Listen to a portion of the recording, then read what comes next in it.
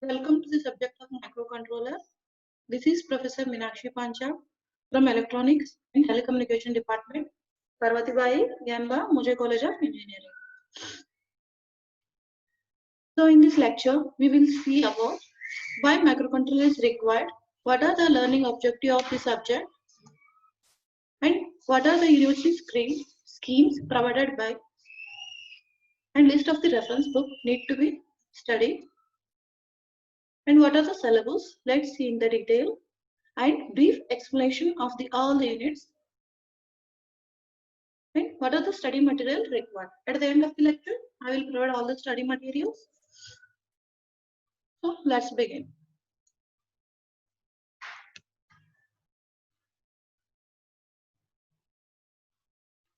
First, let's see university scheme. What are the university schemes there? There are two types of exam will be conducted. First exam was called in-sum exam. It will be conducted for 30 marks. And second exam is called as an end-sem exam. And this exam will be conducted for 70 marks. According to the syllabus, there is a no term work. It will mention it as a nil. This is the snapshot of the syllabus. There are several subjects listed in the table. Our subject is microcontroller. That is highlighted in the red color rectangular box. Here they have mentioned in-sum exam is conducted for 30 marks and end-sem exam is conducted for 70 marks. Total exam will be going to conduct for 100 marks. And you can earn 3 credit points and plus 1 credit points by referring this subject. Now let's see what are the books prescribed by the university for the reference purpose. So these are the list of the books they have mentioned for the reference purpose. Let's see the syllabus. This is the unit 1 syllabus provided by the university. In the rectangular box, I have highlighted the headlines of the topics. In this unit 1, we will know about basic about microcontroller and its architecture. In the microcontroller architecture, we will study whole details of each blocks. For example, port structure, memory organization, interrupt structure, timer, and etc. In unit number 2, we will interface the microcontroller with several small devices like a LED, keypad, 7-segment multiplex display, and programming environment also will there. We will study about how the software development tool chain called IDE will be interfaced with the hardware using a debugging, and timing analysis using logic analyzer is also there. In the unit number 3, we will interface our microcontroller to digital to analog converter, temperature sensor, stepper motors, motion detector, relay buzzer, and opto isolator, design of DAS and frequency controller. So in this unit number 3, we will going to interface these devices with our microcontroller. Unit number 4, there will be a PIC series and its application and its architecture and their program and their memory organization, all the things we are going to study. In unit number 5, we will going to interface PIC and we will study the post structure with the several devices and their internal structure we will going to study in this unit number 5.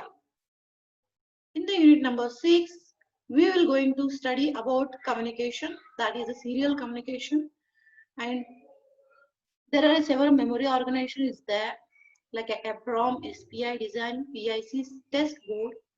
So these things we are going to study in a unit number 6.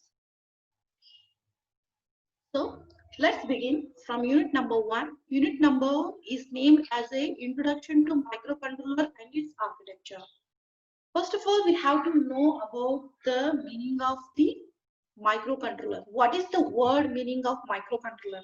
Here Micro is nothing but small and controller is nothing but controls all the operations. See here, itself the name of microcontroller, there is a definition.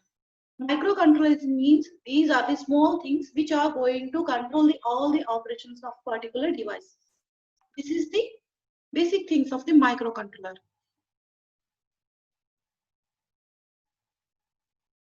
First, we have to see why the microcontrollers are designed, why the need of microcontrollers required to be designed and manufactured. Because there are always there be a microprocessor is there. What is the microprocessor? I will explain in short because in the next lecture I will explain with a block diagram. Simply, microprocessor is a central processing unit of the general purpose any digital computer. They can address several megabytes of memory and its operation. For example, there are 8-bit, 16-bit, and 32-bit operation microprocessor also there. And it consists of microprocessor consists of an ALU, accumulator, working registers, program counter, stack pointer. All these points are microprocessor consistent. But the microprocessor having an but the microprocessor is not a compatible to the digital computer. Why? In order to make a complete computer, one should be added.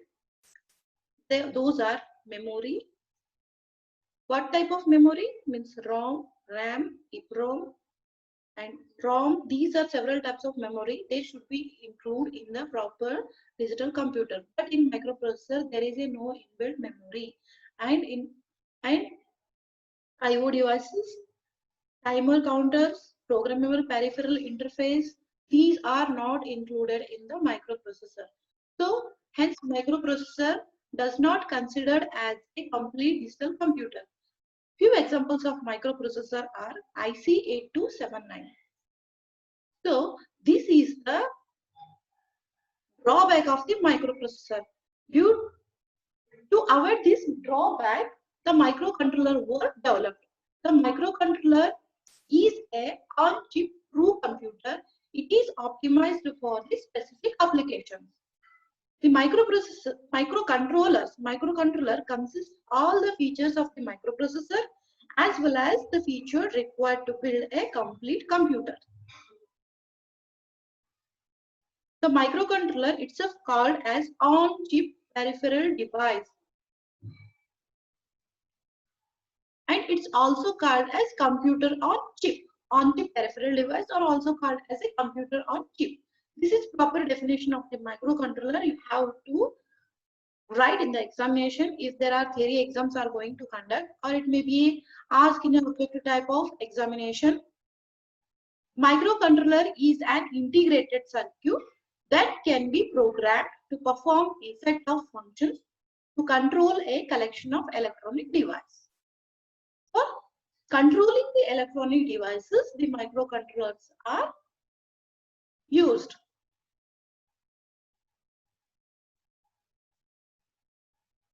We have explained that microcontrollers incorporate all the features of microprocessor.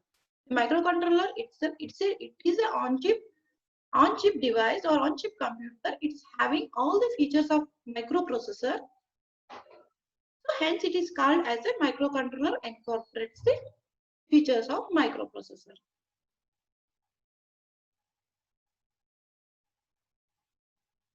Microcontrollers are dedicated device embedded within an application. See here, because of the particular things or particular devices are selected to manufacture a single microcontroller. But a single microcontroller cannot interface each and every devices because each and every device's applications are different. Hence, for different purpose, different microcontroller has to be chosen. Hence, it is called as a microcontrollers are a dedicated device which is manufactured for this dedicated or particular applications. And it's also called as on-chip peripherals are selected depending upon the specific target application. Since the microprocessors are a powerful digital processor and the degree of control and programmability they provide significantly enhance the effectiveness of application. That means the microprocessor are more flexible than the microcontroller because according to the application dependence, we can choose the different types of devices for the interfacing. But in microcontroller, it is not possible. It is a ready-made product. Just we are purchasing, or it may just we are interfacing with the IC of microcontroller and ready to start the performance. But it is not suitable for each and every application. Each microcontroller is dedicated for particular application. But in case of microprocessor, these are very flexible because according to our application, all the interfacing devices we will choose accordingly. Hence, microprocessors are very effective. But efficiency of microcontroller is more than microprocessor according to the applications. Some examples of microcontrollers are used in washing machine and VCD players, microwave oven for controlling the temperature of the oven, robotics, in industry, in more area or many area microcontrollers are using nowadays. So let's see about history of the microcontroller or microprocessor. The microprocessors are classified depending on the number of the bits on which the ALU can be operated at a time. For example, 8085. This is one example of microprocessor which is having 8-bit ALU. Hence, it is having 8-bit ALU. It is called as 8-bit microprocessor. The first microprocessor was introduced by the Intel 1971. It was called as Intel 4004, and which is a 4-bit microprocessor. So name of that processor is PMOS microprocessor. And which is the PMOS microprocessor, the 4-bit PMOS microprocessor, which is having inbuilt 2300 transistor. The other companies like Toshiba, Rockwell, and also developed these 4-bit microprocessor, and these microprocessor are first generation microprocessor. See here, what are the first generation of microprocessor? If they are asked in objective type of examination, you should keep in mind the PMOS transistor, which was developed in 1971. These are 4-bit microprocessor. These microprocessors are called as a first generation microprocessor. In 1972, Intel introduced 8-bit microprocessor. That name is 8008, and it also used the PMOS transistor technology. And these processors were slow and not compatible with the TTL logic. So again in 1974, Intel introduced again a feature NMOS microprocessor. That name is called as Intel 8080. The 8080 is a second generation microprocessor. Here the first generation microprocessor is 4-bit microprocessor. Name is PMOS transistor, that called as a Intel 4004. Here the second generation microcontroller is what? NMOS microprocessor, which name is 8080. This is the second generation microprocessor. But the drawback of this second generation processor is that which is need 3 power supply. See here, this is one of the drawbacks, because we have to supply 3 different power. But nowadays in the 8051 we just apply 2 different types of power supply. One is VCC and another one is ground. But here this 80 second generation microprocessor, which is how to interface or connect with the 3 different power supply. Again in 1975, Intel developed an improved version of 8080. See, after 1972, in the 1975, Intel again enhanced the features of second generation microprocessor, and the manufacturer is other one. So this is the 8-bit processor again, are Zilog. So these microprocessors are the Zilog, and the features, what are the features they have updated is, these are not a NMOS transistor, these are include a semiconductor devices. See, these are this semiconductor device type of microprocessor is developed by the company Motorola. So there are many microprocessor are there. You have to study each by the features and manufacturing time. This is the sum of the history of the microcontroller. Let's see what are the microprocessor, and let's see what is the history of microcontroller.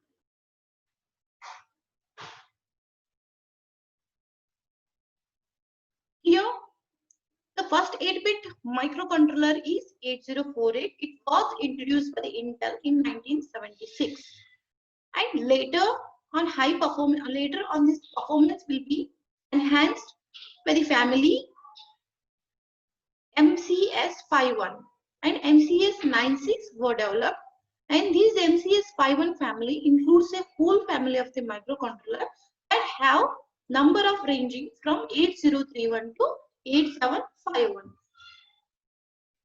Here the picture shown in the slide is the few microcontrollers. Those are included in MCS51 family. So from right side, the small IC is named as a PCI 12F508, and the next of other one is PCI 16F84A. Like that, there are many more ICs are given in the picture.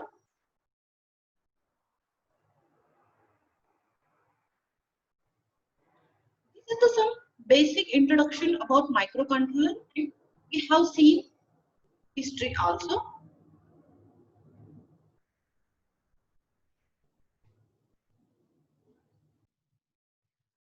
Now, let's see few advantages of the microcontroller.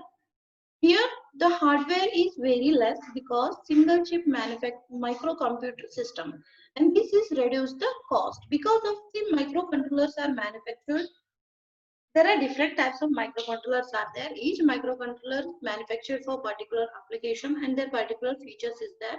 So they have and fixed features are there. So according to our application, we have to choose a particular microcontroller.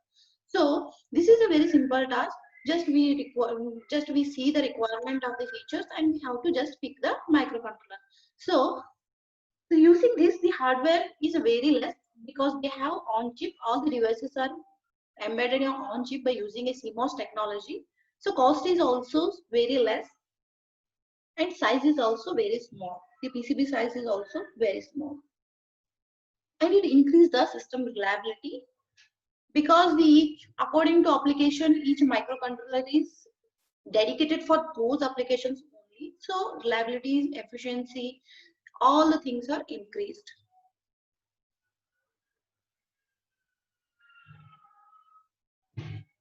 Operation access time is very small, hence the speed of operation is high, and it's very easy to use and troubleshoot the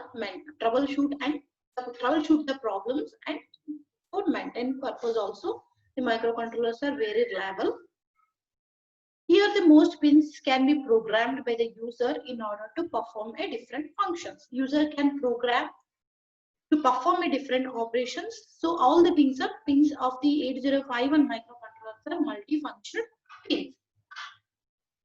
Microcontroller have inbuilt serial ports, timer and counter, RAM, ROM, analog to digital converter, flash memory, and which consumes less power. All these features we will see one by one in a brief in upcoming few next lectures. For time being, you should remember the microcontroller having all these things which microprocessor does not have. This is the one of these are the some advantages of the microcontrollers. Here some disadvantages also there. What are the disadvantages? Let's see here. The microcontroller have a complex architecture than that of microprocessor. Hence, it is a very difficult to understand their functionality. The architecture of microcontroller is quite complex than the microprocessor. Hence, we have to understand all the architecture and complexity of the microcontroller. This is a small disadvantages of the microcontroller, and which cannot directly interface with the high power device. Microcontroller is having a limited power. On that power only operates. So high power interfacing devices cannot interface directly with the microcontroller. These are the few disadvantages of the microcontroller. So let's see some applications of the microcontroller. The microcontrollers are nowadays used in many applications. For example, home applications, office use, automation, everywhere the microcontrollers are using nowadays. They are a widely used embedded system products to obtain particular tasks. And for example, we can take a printer. Printer is an embedded system as the processor. Inside it does only a one task. Printer simply having a one task. Okay. So for such applications, the microcontrollers are used. So let's see one by one what type of applications used for home purpose and office and automation. Here in home applications, the microcontrollers are used in a TV, telephone, security system, cable, TV, tuner, VCR. So in these devices, microcontrollers are used. Similarly, remote control. Remote controller, video game, fax machine, cellular phone, intercom, home computers, all those things having inbuilt microcontroller. Similarly, in office use, let's see what types of the application which is having microcontroller for the office use are telephone, fax machine, microwaves, and copier, security systems. These all are office use appliances which is having a microcontroller. And in the automation purpose, computers, instrumentation, engine control, airbags, ABS, entertainment purpose, so transmission control, these things having a microcontroller inbuilt.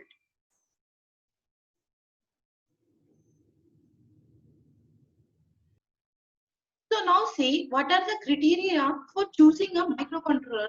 For what application, how we can choose the microcontroller.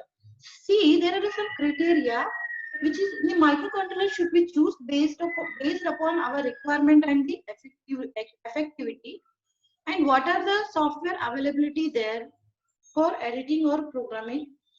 So see here in the explanation, the first and important criteria is that is called as a primary criteria is choosing microcontroller is that it should meet the requirement and cost effectivity. See what the primary criteria is that choosing the microcontroller. How we can choose? First is our requirement. First we have to see what are our requirement and what are the budget also. Budget also is very important. So according to our budget, cost and requirement, this is the first primary criteria for choosing our microcontroller. While analyzing the requirement of a microcontroller based project, we must decide whether the 8-bit, 16-bit or 32-bit microcontrollers is capable for handling the project efficiency. If our application, our device is what type of microcontroller will be suit. It may be perform good efficiency or it may be perform very well and provide high efficiency using 8-bit, 16-bit or 32-bit. We have to choose. And other features are data size, clock speed, memory size, power consumption, parallel and serial I/O ports, interrupts and timers, one-time development cost, packaging, all the things should be kept in mind. So data size is nothing but 8-bit, 16-bit, 32-bit data should be processed for our device. So according to that, we should select 8-bit, 16-bit, 32-bit microcontroller. As per the needed speed to complete the operation, so clock speed also required. So according to that, we have to choose the microcontroller. As per the required size of the program and estimated space need for live data. So memory size is also important. According to that, we have to choose the microcontroller. As per the availability of power and type of the power available, it is a critical for the product that are battery operated. See what are the power should be required for the project or applications. Is there availability of that type of power or it may be operated battery operated devices? We have to keep it in mind before choosing the microcontroller. Parallel and serial ports. So as per the number of type of the devices to be interfaced in the system, that type of communication ports is also there. So we have to keep it in mind. As per the need of application, interrupt and timer interface control devices are required. And one type development cost. For example, meeting, budget, and financial construction. So all the things we should keep it in mind. So next thing is availability. The microcontroller and other system component current and over the period of time, and upgrading facilities also should be there, and maintaining the other system component on-site component level repair. So these things also should be there. The third criteria is selecting a microcontroller is its ready availability in the required quantity and present and in the future. So what are the quality is in the ready position and what are the features are there, we should keep it in mind. These criteria are important for some designers than the first two criteria. Presently, for the 8-bit microcontroller, the 8051 family has largest number of the supply. The 8051 microcontroller were organized by the Intel, but today several companies are producing 8051. Those are AMD, Philips, Signetics, Dallas Semiconductor. There are many more companies are there. They are nowadays manufacturing 8051 microcontroller.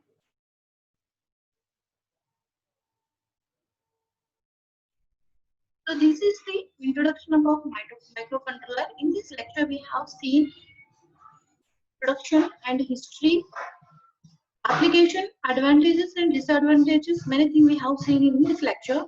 And in next lecture, we will see about the microprocessor and microcontroller with a block diagram and difference of the microprocessor and microcontroller.